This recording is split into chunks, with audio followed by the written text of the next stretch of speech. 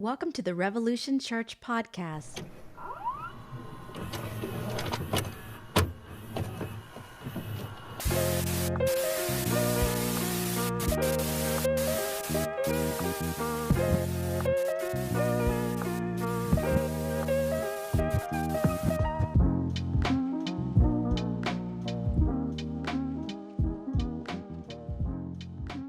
Or at least maybe I have to get new ones. My last ones my kids broke as well. I broke these because I ran into my kids' lift-up bar, but the last ones I broke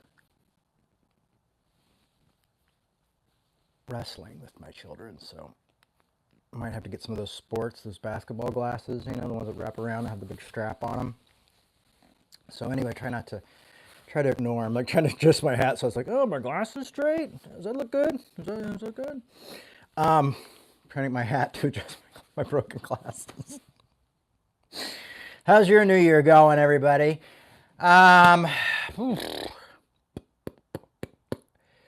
Here we are, Galatians. Oh my goodness, you guys. Let me show you one of the books I'm using for this study. This one was recommended to me by our friend Dan McClellan. I got a few more books. I've got a lot of books on Galatians. But this one here is one this commentary right here was one of his recommendations. And so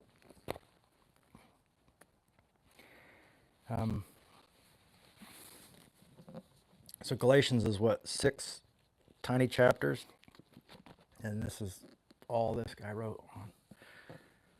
So I'll have to bring out all the books next time and put them behind me, just on Galatians.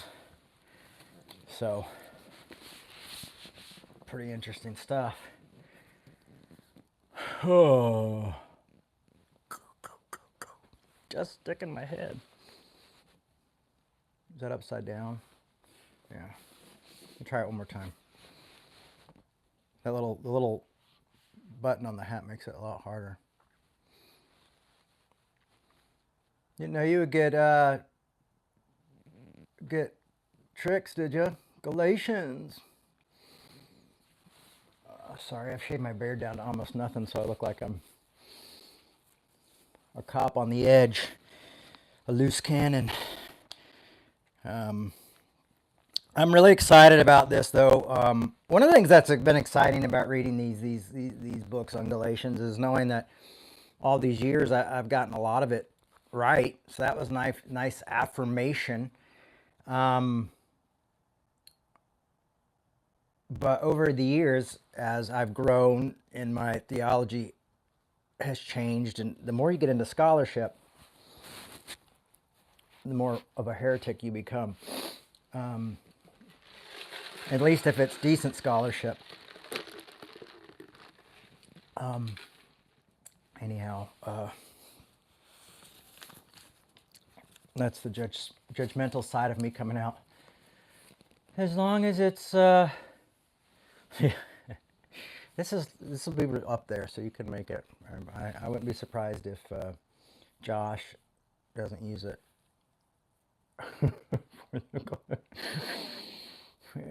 For the title. So yeah, but I'm going to start a little bit different than I've started studies in the past, because usually I go through like a bunch of historic things and facts and stuff. But honestly, the more you study, like you start to see these scholars, and then like the time, like, oh, it's the first book of the New Testament. Oh, it's the third book of the New Testament. Oh, it's this. So it's just like, welcome, Christopher. So it's like all this different. The times move as the scholarship grows, and we do know that the Galatians are the Gauls, are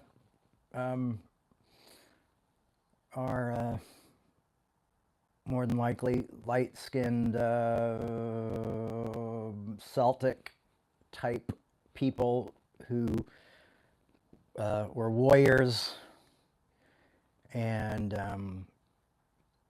because of the rich history they left behind, we do know that they were liked to battle naked. So you really want to freak out if like naked people are running at you with swords, and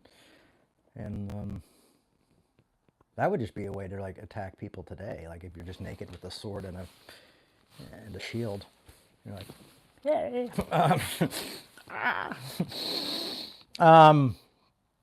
So we know that about the Gauls. We know that there has been archaeological evidence that this church actually existed, which is kind of mind blowing. It's just that's always a nice little extra thing to have, we Christians like to have just to keep in our pocket, because we often get people, you know, they want to say it comes from other traditions or things like that in order to like for a reason not to believe. I'm like, if you need a reason not to believe, I can give you a lot, but you don't really need the,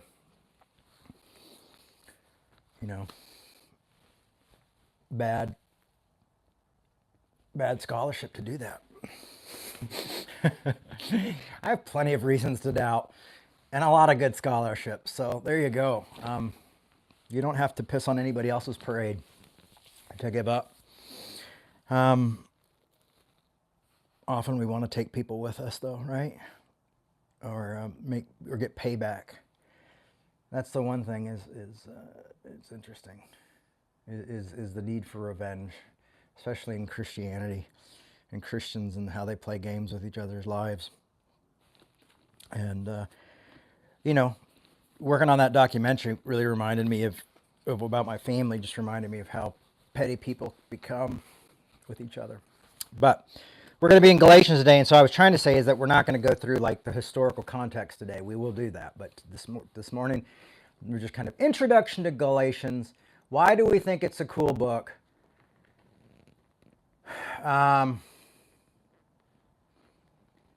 do we like it? All that kind of stuff. And I'll tell you, one of the reasons this book changed my life in much of the way that it did Martin Luther, the reformist life. Of course, I haven't started, there's not Lutherans, Bacon's, there's not Bacon's.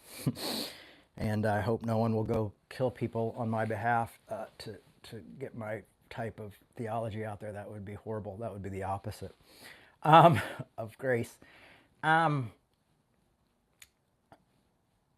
But for me, what's really amazing about this very short letter, and I think maybe that was the original reason I was drawn to it as a kid with dyslexia, that it was short. But it was one of the books that my friend D.E. recommended that I read when I started being like, is this grace thing really true? Because it seems like it might be a scam to me, or it seems like you're just trying to justify your own sin. And man, so when you just recently, when I was there for Carlton Pearson's memorial, and we stayed at D.E.'s house, and man, I've not laughed that long in a long time, because he talked about all the times I would come in and confront him with righteous rebuke. See, not a lot of you ever got to see the like, are you sinning? Are you doing that? Are you having premarital sex? Are you smoking the cigarettes? I was smoking the cigarettes, but somehow I was really good at being a hypocrite, I believe is they call it. Very good. I remember I would make a really good judgmental Christian. Because I could be holy terror. But that's the road the Lord chose for me. But this book of Galatians stuck out to me in the same way that it stuck out to Martin Luther, as though, he thought God hated him and he was cursed, and we were all cursed, and we were all, I just saw DC, my Diet Coke that I placed way over here, so come with me, folks. A honk, burning love. Oh, there we are. Good to see you. Would you guys like a real quick tour of my, oh, got some cool stuff back there. There's Mom. So if I feel seem a little distracted today, it's only because I got a McDonald's coffee, because my favorite bodega got broken into, and it doesn't look like they're going to be able to open back up, and it was really sad. I opened to the owner, and she said they were closing, so I went to Mickey D's and got coffee, and it always is a little bit too much caffeine for me. So forgive me for being too caffeinated. I used to just blame that on the Holy Spirit. What was I saying? Oh, but so I thought God hated me as well. And it was the book of Galatians that really helped me. That one, probably First Corinthians, Second Corinthians, Ephesians, you know, those books really helped me. But Galatians was a big one. You know, this concept of grace really blew my mind. And people, a lot of people will say you need to read Paul through the eyes of Christ, because a lot of people don't like Paul. But I'm going to say we need to read Paul through the eyes of Paul. And the reason I want to say that is because with Paul, we don't have a concept of hell.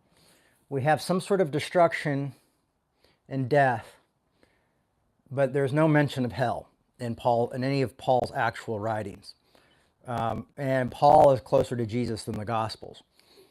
And I think that's what makes hell very suspect to me. Also, that it's more of a Greek mythology, and some second century Judaism in there mixed together. And that's why I think it's worth us taking a bigger and better look at.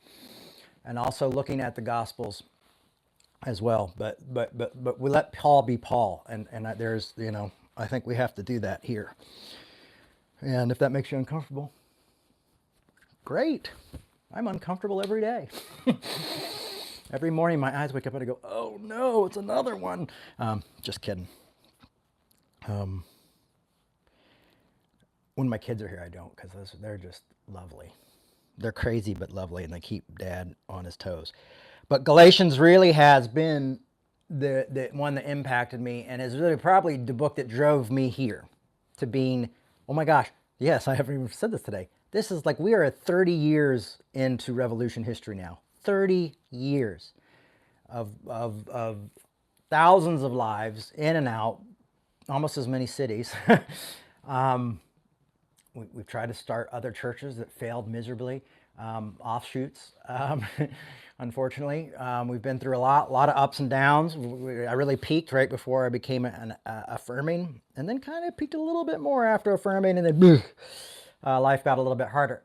But it's not about that. It's about the message and what we learn from those ups and those downs and the valleys and the heights. And I probably learn more in the valleys than I do in the heights, you know. And so Galatians is one of those books, though, that kind of kept me walking through that whole time. And I hope you'll embrace it as well, and be able to study it. Now, the other thing that's wild, and why I love the book of Galatians, is that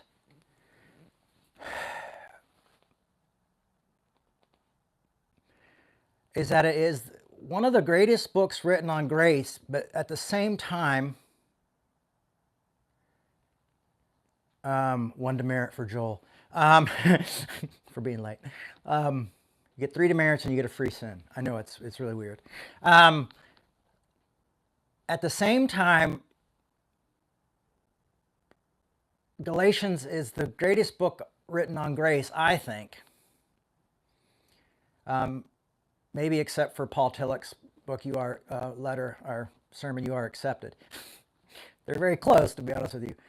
But it's also, at the same time, it is a rebuke letter, and it's also a guy trying to prove his self-worth to his community that he was a part of. And so, if you want to talk about Hegelian contradiction, this is the book right here, man. Because it's just, in every way, the contradictions end up becoming a greater truth. You know what I'm saying? Like, it's like a rebuke letter that also makes you feel completely loved and accepted, yet also questions like what these people are doing, which also says, at one point, wishes that people would castrate themselves because he's so angry at them, you know. And then coming out of that going like, oh, this is going to be my lifelong journey. This book is going to be my lifelong journey. And I think it's that what we see is contradiction, or, you know, a lot of us may even see it as oh gosh, what's what I'm looking for? Hypocrisy. It's not hypocrisy, but you could see it in that way. And what's beautiful about that, though, is that we often, because we don't allow nuances in the world, because we don't want nuances, because we're afraid of nuance, especially in the last seems like the last 10 years of the, is that you can say, well, that's just, they're being hypocrites, or, we can't have contradiction. But contradiction, life without contradiction is impossible. So what you learn to do is the contradictions you can deal with and that don't work, there's some contradictions that just create something that's even greater, and that's the book of Galatians for me. So you've got this rebuke letter, this self-serving, like, I'm a good guy, Paul letter, and an amazing book on grace. And I think that's what makes grace so beautiful. I think that's why I say grace is anarchy. There's never an asterisk by grace, because grace is for everyone. And that's what you see through this book. And, you're dealing with the Gauls and a group called the Judaizers who are coming in and saying, these guys, you guys have gotten the message wrong. Paul's taught you a false gospel. And Paul's trying to say, well, no, I didn't. These guys are preaching a false gospel. And let me tell you why. And so that's the argument you have here. And what's really interesting is this group of Gauls, these naked warriors, they worship lakes and mountains and the spirits and the sky and all these things. And you'll notice that Paul's not really taking a ton of that away from them either. Like, he's more going after the fact of saying, like, circumcision and traditions and certain things like this are what's getting in the way if we think that those are ways to God. And so we'll get into it now. We'll start now. And look at this. We're already 18 minutes in, and I haven't even started. But it's because I'm so excited about the book of Galatians. I'm so excited we get to do it every year. So we'll probably do a little, every week, we'll probably do a little bit like previously on, and we'll touch some things. And there might be some things that I missed that we go back on. Oh, another great thing I wanted to mention about this book too is you can really see the foundation of the Apostle Paul's writing. And if you read like Galatians and then you look at Romans, it's like Romans, it's like you can see like, oh, he realizes, I don't know if he realizes it or not, or he just has more room, or he's just writing a longer letter. But like he talks about Abraham being the father of faith, but leaves out that he was like circumcised a few days later. But in Romans, he does mention that, and he goes through that, and it's like you can see this kind of evolution in Paul's writings that are really, really cool. So we got, oh my gosh, we got so much good stuff. So much good stuff. I love, it's my favorite book in the Bible. So let's go into it. And this is cool because the first thing you'll realize about the letter here is that out of all of true Pauline letters that are actually written by Paul, Galatians is the only one that omits the greeting with thanksgiving. Like, thanksgiving to God most. It's the only one that, that he usually has like a little blessing and a little thing at the beginning of most of his letters, and this one does not have that. Like, something's going on. There's an urgency why Paul is writing this letter, because his church is divided. So you have split things, and so what you're having is you have two. It seems like you have two different parties destroying each other and destroying a community because one believes they're right and the other one believes they're wrong. I don't know. That sounds wild to me. I can imagine living in a world where you had a right person thinking they were right, and then a left person another person thinking they were right, and then fighting each other and destroying each other. Weird. And what's Paul's answer to this? I'll just tell you now, it's grace, because we can't wait till the end to get to that. The answer is grace, as it always is. But that's not an easy answer. You think it is. So Paul omits this thanksgiving usually that he says. So he gets right into it. He goes, Paul, an apostle, sent neither by human commission nor from human authority. So he's already, first thing he does is he's saying, I'm sent from Christ. I'm sent from God. I am a messenger from Christ. I'm not a messenger from the apostles. I'm not a messenger from human people. I have come from God. Because he's already been said, this is everything, like he's answering his critics right. The first sentence, he's answering his critics, And I love the fact that this letter got sent. Like, this wasn't like he wrote it out and then was, maybe there is a first draft that's even harsher. He's just like, F you, Paul, but but I love that this made it in. Nor from authorities, but through Jesus Christ, the God, the Father, who raised him from the dead, and whom all members of God's family who are with me. And that's it. He doesn't give thanks, for anything.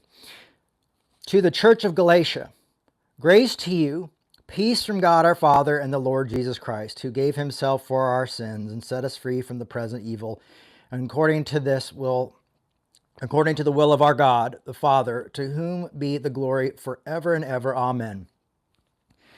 And usually there's some niceties in here, like a little intro.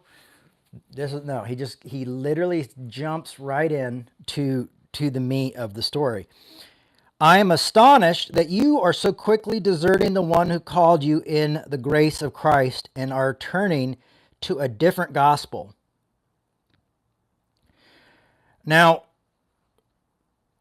traditionally, these words in Greek, this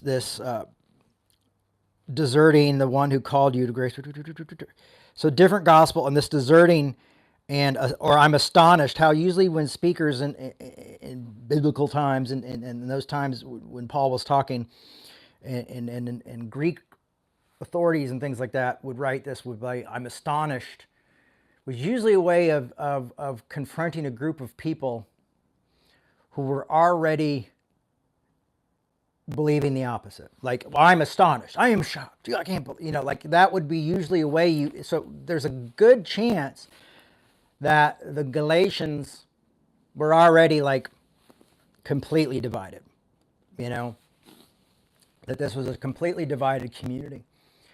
And they were already at each other's throats, probably Gentiles and Jews, and of course there's the nuance of probably Jewish folks, Jewish Christians, and Jews, and Gentiles also who work together. So you probably maybe had 2 or 3, maybe even 4 groups of people who were, arguing with each other. But this is wild because this is such an amazing book on grace that it opens up with just a complete like, what in the hell have you done?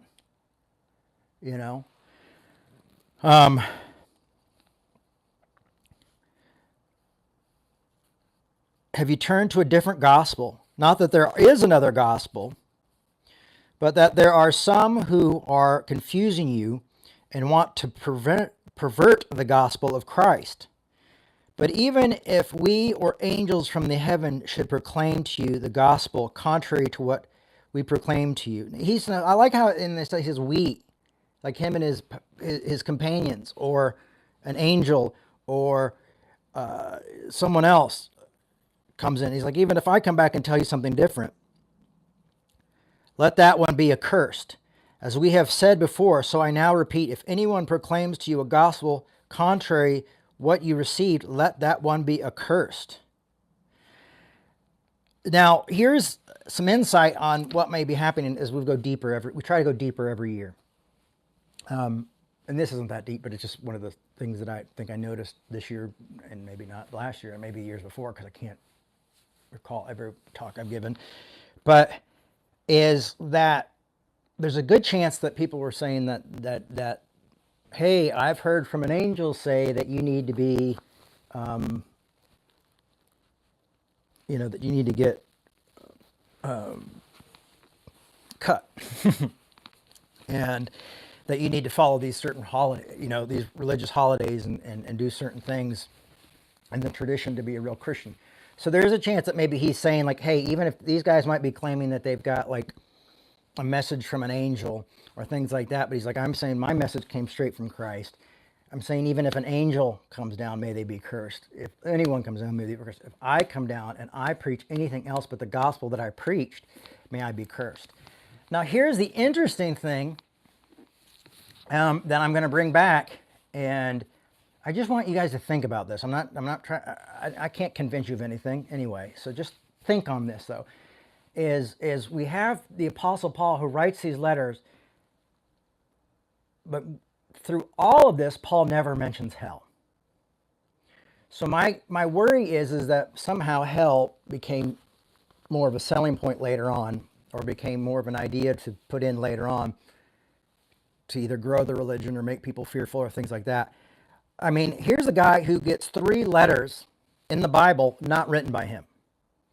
So he's saying if anybody preaches another gospel, and if you read the pastoral epistles or you read the part of Corinthians, which I can't remember off the top of my head what number it is, that was, but you could Google it, it's pretty easy. It's like this section that was added in later. You know, you can see how strongly Paul was not like, yeah, you know, just go and, just go and, you know, just go and, sorry. Oh, I lost my train of thought. But you get where I'm going, all right? You know, I don't think Paul would be excited about the pastoral epistles. I don't think Paul would be so excited about having things added to his letters if you see how passionately he is here. And I think that's important to look at because I think that raises the concepts of like where we are at today, the fact that we have issues with the Bible, that it allows us to say, okay, this isn't perfect. You know, not every book in here was inspired by God, and that's okay. It maybe takes a little of the magic out of it. Maybe it takes a little bit of the thing out, but it's okay. And if you say, well, no, it's not okay, Jay, I need certain. You are going to lose certainty when you lose someone you love. You're going to lose certainty when you lose a marriage, when you lose a loved one to cancer or disease or death or car accident or suicide or, you know, life is just full of uncertainties. And as as Paul Tillich said, you know, doubt is not the opposite of faith. It's an element of faith. And so also the idea of like, for me, being raised in something where I was told the Bible was perfect, I had to study it as though it was perfect, but that if there was something not perfect in it, I also had to find that. So that's what the literalists did to me. So I come from that background of literalism, of inspired. You know, the word is inspired, the 100 inspired, you know, there's every jot and every tittle, you know, that's how I was raised. And so I read it that way, but I also studied that way. And so when I found things that didn't add up, I had to go, okay, I have to be honest with myself. And I think that's what the cool thing about growing up with my family was, is even though I don't think my dad likes that, he doesn't realize is that he put that in my head. So, and of course, my mom has always been someone who's like love triumphs over everything.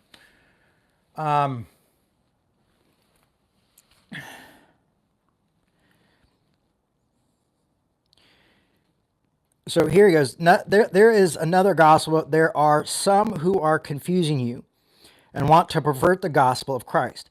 But even if angels, which we've read, in heaven should proclaim to you a gospel contrary to what we proclaim to you, that one be accursed.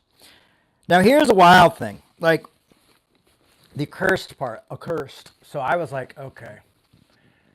There's got to be, maybe this is where Paul's talking about hell, or Paul's talking, you know, maybe that's what he means, cursed, or things like that. And some of the studying I've done on this does not come back with like great explanation.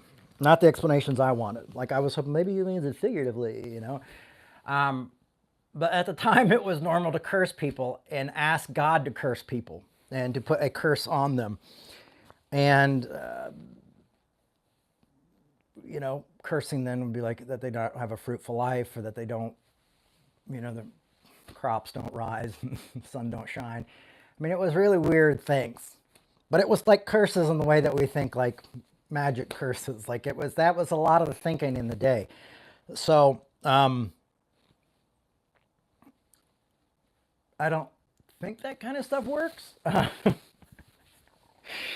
that's what Paul's talking about. He's talking about a curse, like kind of like, God, get my enemies for me, you know, kind of thing. And maybe that's a way for us to vent to God, and God going, you know, sure, sweetheart, you know, sure, sweet guy. But God loves everybody, as there's this band that said, God loves everybody, don't remind me. I always liked that line.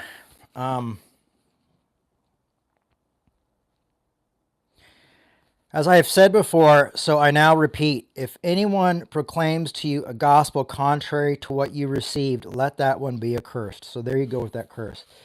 We can dive into that more next week if you want. You can also send me messages at Instagram on the Revolution Facebook or on the Jay Baker one, and say, hey, could you talk more about this? Or hey, what about this? As long as it's consistent with what we're going through, we can figure out ways to talk about it and put it in there.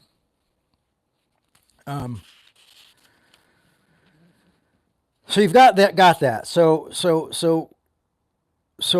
Paul comes right out of the gate, angry, cursing, all this stuff.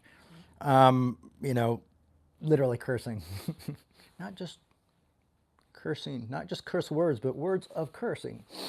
Because he's showing you how passionately he feels that like this is not. We can't distort this. So I do want to ask you. That's the questions I want to ask you.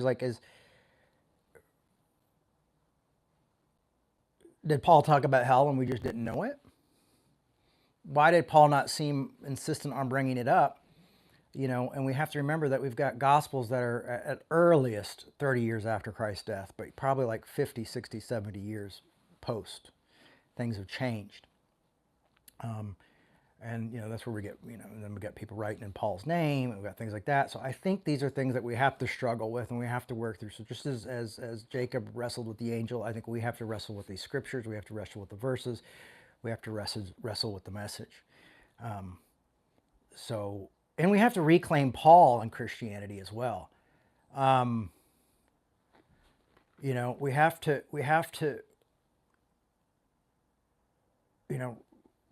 evangelicals really embraced Paul for a really long time, and that's kind of, but I found out mostly about grace through Paul, and then read and got to see it through Christ. I mean, I almost went the opposite way of seeing. I saw Christ through Paul's eyes rather than Paul through Christ's eyes, and now I've gone back and forth and tried to do the whole thing of always trying to see them through each other's eyes. But I'm very Paulinian. And I'm always really shocked by how the progressive church or the liberal church, which we'd probably be called one, but how the majority of liberal churches, maybe not the majority, but a lot of them who were loud and speak up, don't like Paul and criticize Paul, and, oh, Paul's a homophobe, and I'm like, there was no such thing as like knowing there was no word homosexuality. There was no understanding of really what that was in those times, to be honest with you. Paul's this and Paul's a son of a bitch, and I'm like, well, when you realize what Paul wrote and what Paul didn't write, Paul's a different person. So I've become this like Paul apologist, but I have to taking away the bad things, but at the same time going like, yeah, but Paul was also human, and Paul was also a product of his time, and quite amazing for the time he was in. And so we have to reclaim that. And I think that's why you see a lot of people in the progressive church being more open to cancel culture and things like that, because they write out Paul. They have this theology of like, well, I'm a Jesus person. I love Jesus. Yeah, but that's great. But you also have a lot of hell in there, and you're understanding it as Jesus saying, we've got a torture chamber for you if you don't listen to me. And so if you're listening to that and you're not getting a lot of grace from the Apostle Paul and hearing his message of like, grace is sufficient, grace is, you are accepted. I'm not saying they're at battle, but what I'm saying is you have to have them together. And if you don't have them together, I don't think you're experiencing the religion of Christianity. So I think you've got to have these books together. I think that's important. It is for me, for me to be as a capable teacher of the Christian religion, Christian faith. I've got to have all of them. And I think we see a lot of that cancel culture and that no restoration idea of like, screw them because they don't recognize me kind of idea. And Paul's saying like, you got to understand, like, we've got to show each other grace or we're going to destroy each other type of thing. Like, we got to see that, and you do have Christ saying like, I want you to love each other, and how people will know that you belong to me by your love for one another. But in some way, we've allowed certain ideas of our Dante's concepts of hell and the things like that have grown over time to pollute our minds and to pollute the way we see this, till we become these graceless people. But we're like, but we love the poor and we love the Beatitudes. I'm like, yeah, but do you mind the part where you have to love your enemies and do all this stuff at the end, and like, there's a lot of that stuff is there. The loving the people who don't recognize your humanity. I mean, Jesus was in occupied territory. Jesus was seen as scum and the least of these. So that's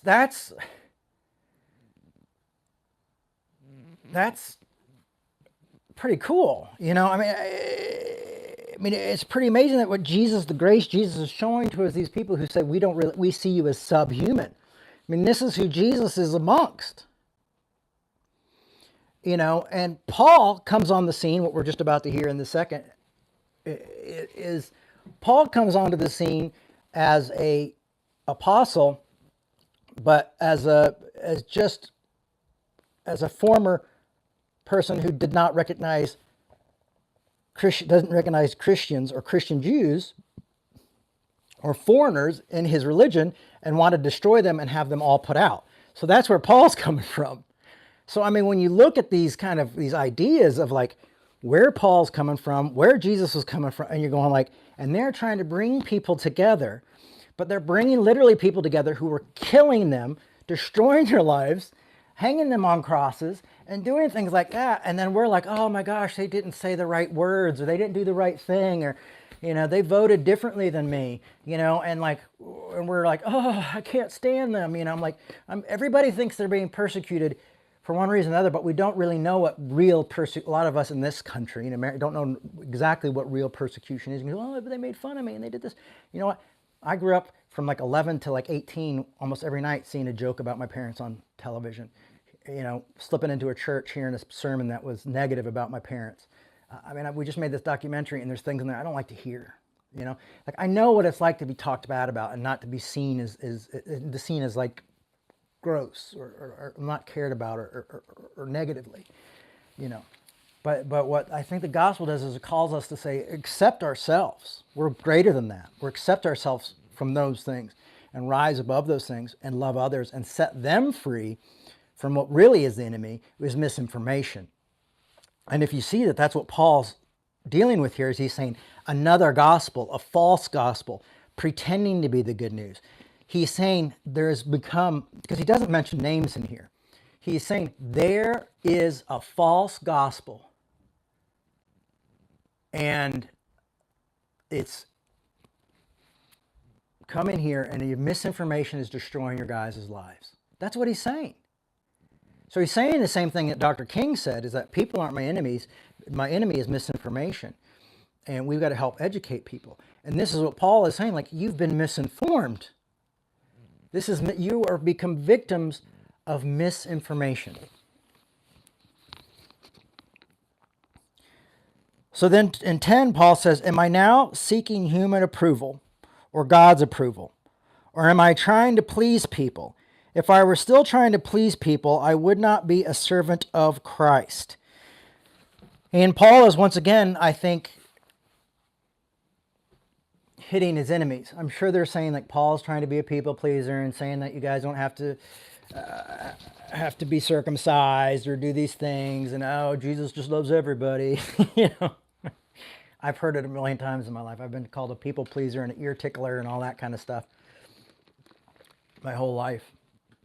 And it's really strange is because the people who said those things about me, have churches 10 times bigger than mine. But it's because God took his hand off of me and off of my ministry when I started including more people. Tickling those ears. But Paul is saying, I'm not seeking human approval. And he was being accused. I'm sure that's what's happening, is he's being accused of that. And I would not be a servant of Christ. And I find that to be so true. Like, we don't realize, like I think about Carlton Pearson, who had this mega church and was like really the heir to the throne for Oral Roberts, because Richard wasn't doing it for him. And he comes out and says, I don't believe in hell, and loses everything. Loses everything because he doesn't believe in hell. And I think that's what I think is it's like, and I thought about like he loses everything because he thinks too much of God's love. That he doesn't think that God would be capable of torturing people for eternity. And he loses everything for that. And I thought about it, like, wouldn't it be wild, like, if the people who took over, like, took away all of his members and started their own church and stuff, and they're in heaven one day, and God just decides to have fun with them. I don't think this is going to happen. This is my J fiction. This is my Revelation, my book of Revelation. Because I just think Revelation is revenge porn and not a great book. But is like, hey, so you guys, Carlton thought I was too loving to have a burning hell. So you guys left and kicked him out and said he was bad because he thought like I couldn't torture people for eternity. And they'll be like, of course, yeah, that was us. We told him. And I'm like, well, guess what? I don't torture people for eternity. And now I'm stuck with you for eternity. I was just trying to think of how that would play out.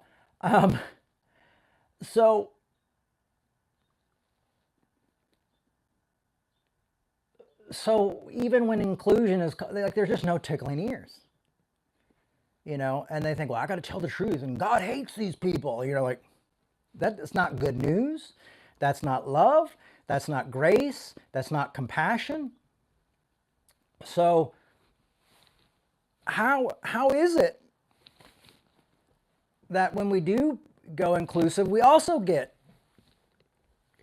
I don't know, I would just say, like, beware when people accuse you of tickling ears and it costs you everything. You might be on the right way, the right path. Trying to see if I should go on or stop it here. I think I've been so passionate and so crazy that maybe, what? Yeah, let's do that. Let's just do part one, half of part one this week, which we got down to 10, and then we'll start at 11. And we're in no rush. I don't have to be anywhere at the end of Galatians. I don't think there's anywhere I need to be. No. So that's good. Let's savor it. Because it's a good book. I hope this is encouraging you. Maybe you can even, if you want to follow along. Here, I'll try it again. With this.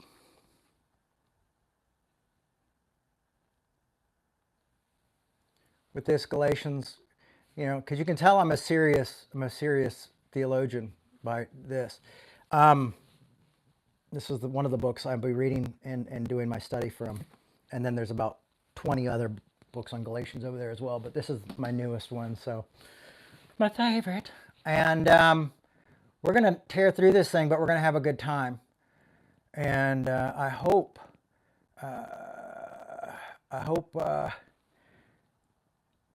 this encourages you to feel accepted, and I hope this helps our community continue to encourage people to love each other despite their differences, and really fight misinformation rather than one another. I have a high hopes. There's a reason we do this book once a year. I had to start doing it at the beginning of every year because I realized, like, if I didn't do it at the beginning of every year,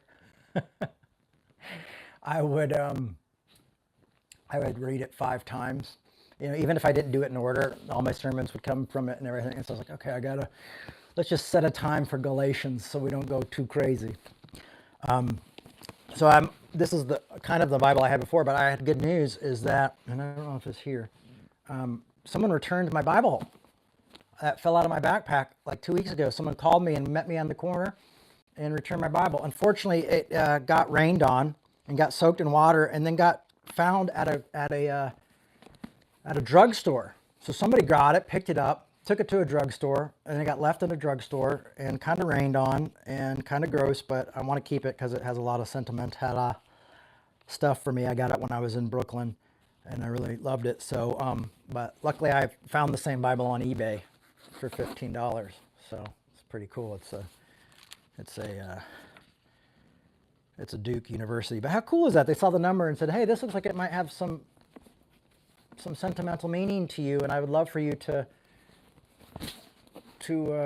have it back. And they did. And it was like this, probably like a 25-year-old punk rock kid, which was ironic, and he sees the old punk rock dude and he's like, here, and that was it. It was very kind. So, cool. How cool is that? A little hope there. Well, have a great week. Hey, listen, we do need your support. I'm not going to lie. The reason I'm so open about this, and some people have said I've been a little bit too open about our need here, is because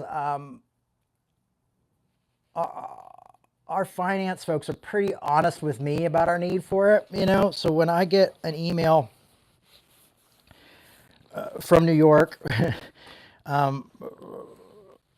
from our financial folks who do all our finances, and they really are tough with me and pretty like, hey, you got to hey, we need this, because they also get paid because of, they get paid to do all this stuff. And if we don't have money, they don't get paid as well.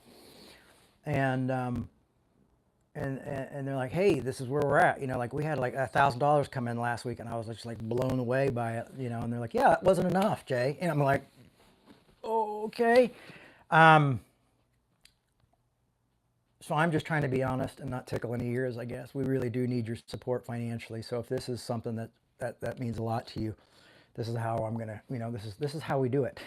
I'm hoping when I get back from Sundance to find some sort of fun, loving job, funnish job of bookstore employee or things like that. I keep going back to the same bookstore thinking that maybe they'll just hire me if they see me more, because I also turned in an application. So, but I'd like to, there's one right by my house, and I'd really like to work there. And they also do a lot of fun Instagram stories, with the people who work there. So it would be fun because I love Instagram. I love books. I love stories. Anyway, thanks a lot, everybody. Happy New Year. And here's to a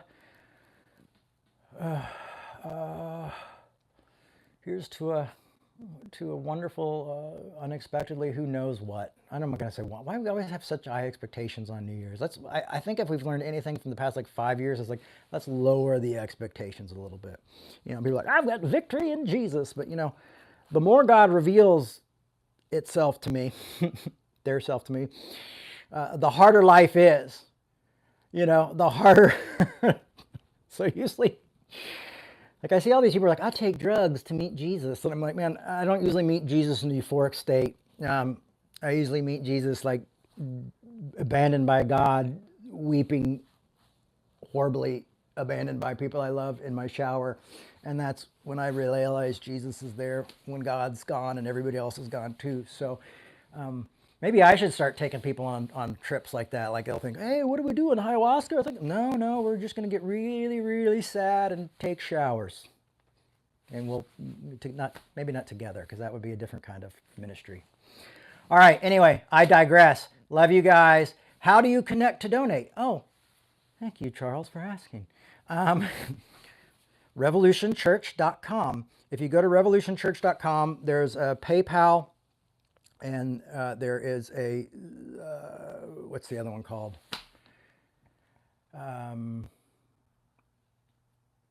It's there. You'll see it. It took us forever to pick it up. I don't know why it's losing my. There's two different pay ways to pay to donate. They're like when you pay your friends back and things like that. And a lot of people are like, oh, Jay, I don't know how to do it. I promise you, it is not that hard to sign up for those things, especially PayPal that's been around forever. And people, I don't like to support PayPal. Well, don't think of it as supporting PayPal. Think of it as helping support our church and our work and our things until we can get something better that makes you really happy. But it took us forever to get these set up for nonprofit, and it's really hard to do that. And so if you have another one that's like, oh, well, I really like Tree Fart, well, it's probably going to take us 6 months to get onto Tree Fart. So please consider filling out and joining PayPal and saying, oh, I hate PayPal, and just signing back up to PayPal. Your account's probably, you forgot to close your account anyway. And you can get through there on revolutionchurch.com. It really helps. You can also set up a time, have, a monthly donation thing and like that. It really helps. I mean, it really keeps this thing going, and especially in such uncertain times. And I know you guys don't have a lot of money, but other ways you can do it is, share our stuff on Instagram. Share. Only Revolution now is on Twitter. I got off of Twitter. But Revolution Church is still on Twitter. You can follow us on Twitter, and you can retweet. You can even like stuff. Like, nobody likes anything on Twitter. I got off Twitter because I was like, nobody likes anything. No one retweets anything. No one seems to really, there's just nothing I don't be gaining a lot of interest here. And it's just kind of sad to me, but we kept the Revolution one. And if you guys boast up the Revolution one, out people, if you're on Twitter still, go to, share that. Share us on Facebook, share us online. You leave a great comment, leave a like this, like and follow us on YouTube. That really, really helps. And have your friends like and follow us and put on the notifications so like if we decide to do a surprise YouTube talk or something like that, it'll ping, you at least know it's there, or if you're doing something on Sunday and you forgot, you'll be notified. And if you like it and you give the thumbs ups really help. My son's 8 years old and tells me all about this, and he loves all these guys who eat hot sauce and stuff and Mr. Beast.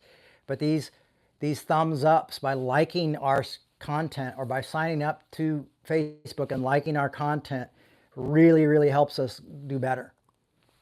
Sharing it helps us. So the more folks we have that follow us, like us, do that, that also helps. There's other ways to help than just giving money.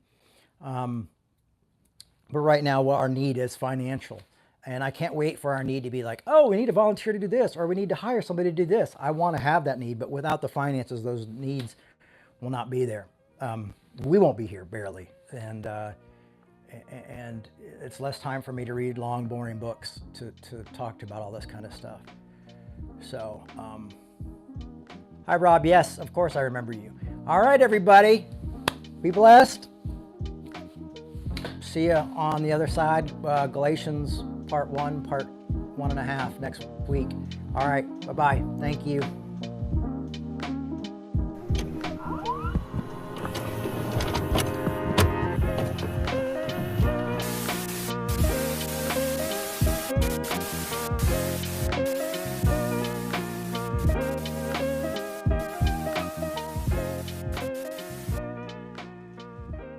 Thanks for listening. We hope you enjoyed this podcast. To make your 100% tax-deductible donation today, please visit revolutionchurch.com/donate. You can also learn more by clicking the donate section on the website.